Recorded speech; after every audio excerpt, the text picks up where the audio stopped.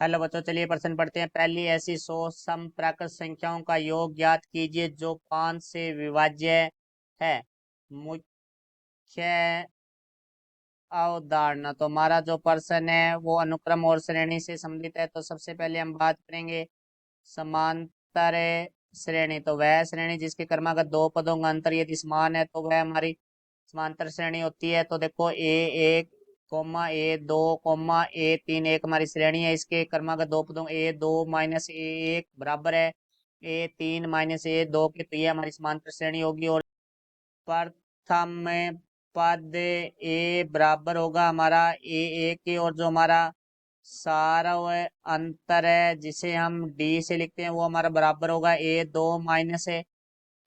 और हमारे एन पदों का योगफल समांतर श्रेणी का वो होगा n/2 गुणा में 2 A प्लस n माइनस 1 गुणा में डी। तो अब देखो हमारे प्रश्न के बारे में बात करते हैं। प्रश्न में हमें बात की गई है प्राकृत संख्याओं के। पहले तो हम प्राकृत संख्याओं की बात करेंगे। तो देखो हमारी प्राकृत संख्याएं कौन सी होती है। वे संख्याएं जो हमारी एक से शुरू होती है, क्रमागत एक एक बढ़ती जाती है, 1,2,3,4,5,6 इस तरह से बढ़ती जाती है। और सम प्राकृत संख्याएं। तो देखो भाई, सम प्राकृत संख्या वे प्राकृत संख्याएं जो हमारी दो से विभाजित होती है तो सम प्राकृत संख्या कहलाएगी। तो 2,4,6,8,10,12 इस तरह से ये हमारी चल जाती है। तो अब देखो उसने कहा 5 से विभाज्य, तो हमने यहाँ लिखेंगे 5 से विभाज्य सम प्राकृत संख्याएं। तो देखो भाई, सबसे पहले हमारे जो सम प्राकृत संख्या जो 5 से विभाज्य है वो हमारी होगी 10, 10 के बाद होगी 20, 20 के बाद होगी 30, इस तरह से डैश डैश चलती जाएगी। तो यहाँ से देखो हम A2 माइनस A1 निकालेंगे तो 20 माइनस 10 बराबर हमारा आ जाएगा 10, और A3 माइनस A2।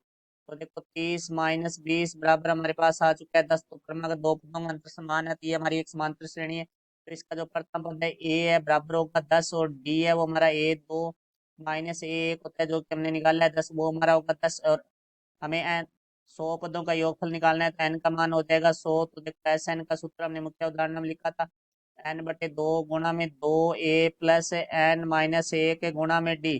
तो यहाँ से मान रखेंगे तो एन की जगह हमारे पास आ जाएगा 100/2 गुणा में 2 गुणा ए का मान है वो हमारे पास है 10, प्लस एन का मान है वो 100 माइनस 1 गुणा में डी का मान है वो हमारे पास है 10।